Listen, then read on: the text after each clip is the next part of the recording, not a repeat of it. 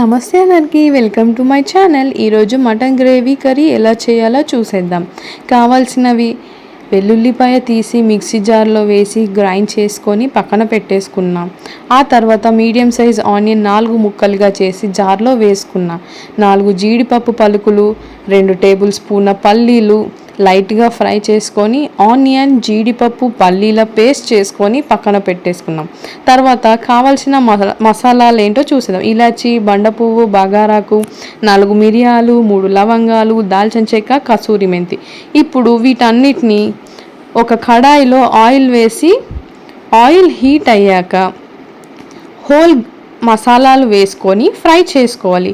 తర్వాత వెల్లుల్లి గ్రైండ్ చేసుకొని పెట్టుకున్నాం కదా, ఆ పేస్ట్ ఆయిల్లో వేసి లైట్ బ్రౌన్ కలర్ వచ్చే వరకు ఫ్రై చేసుకోవాలి. అడుగంటకుండా చూసుకోవాలి ఇక్కడ. సో ఆనియన్, జీడిపప్పు, పల్లీల పేస్ట్ చేసుకున్నాం కదా, అది వేసుకొని పచ్చి వాసన పోయే వరకు ఫ్రై చేసుకోవాలి. సో మధ్య మధ్యలో అలా కలుపుతూ ఉండాలి, అడుగంటుకుని పోద్ది. సో అల్లం వెల్లుల్లి పేస్ట్ వేసుకుందాం. ఇది కూడా పచ్చివాసన పోయే వరకు ఫ్రై చేసుకోవాలి. ఇలా కలుపుకున్న తర్వాత మనం క్లీన్ చేసి పెట్టుకున్న మటన్ వేసుకొని మొత్తం కలుపుకోవాలి. నీట్గా మొత్తం ఆ ముక్కలకు పట్టించేలాగా మనం కలుపుకోవాలి. తర్వాత 1 టేబుల్ స్పూన్ పసుపు వేసుకున్న తర్వాత ఆ పసుపు మొత్తం ఆ ముక్కలకు పట్టేలా కలుపుకోవాలి. తర్వాత చిల్లీ పౌడర్ వేసుకోవాలి. ఇప్పుడు నేను 1/2 kg మటన్ కాబట్టి 2 టేబుల్ స్పూన్ చిల్లీ పౌడర్ వేసుకున్నా. సో మీరు ఎంత క్వాంటిటీ, ఎంత కారం తింటారో అంత క్వాంటిటీ, అంత కారం వేసుకోవచ్చు. తర్వాత సాల్ట్ వేసుకొని మొత్తం కలుపుకోవాలి.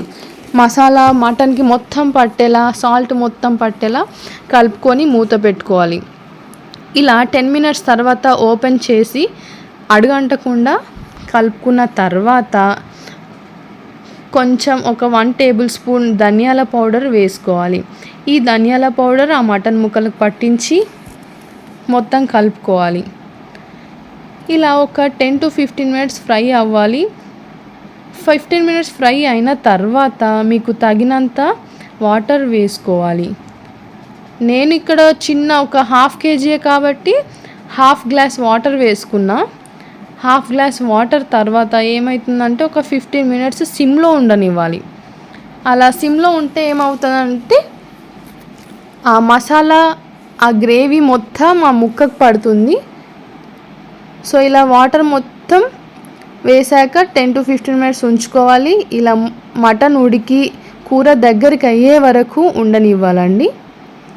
లాస్ట్లో కొంచెం గరం మసాలా వేయాలి. సో అలా గరం మసాలా వేసి మొత్తం మిక్స్ చేసుకోవాలి. మూత పెట్టుకొని దగ్గరికి అయ్యే వరకు ఉంచనివ్వాలండి. లాస్ట్లో కొత్తిమీర ఆకు వేసి కలుపుకొని ఆఫ్ చేసుకోవాలి. Tasty mutton gravy curry ready.